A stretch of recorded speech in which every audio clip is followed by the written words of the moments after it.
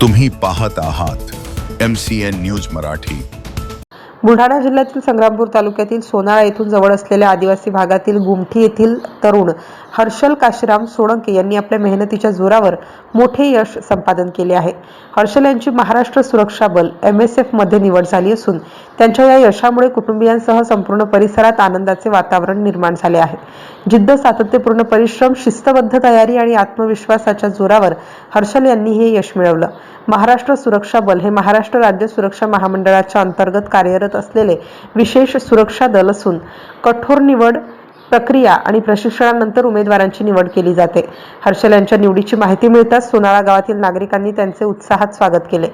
गावातून त्यांच्या जल्लोषात मिरवणूक काढण्यात आली। यावेळी फटाक्यांची आतिषबाजी करत आनंद व्यक्त करण्यात आला।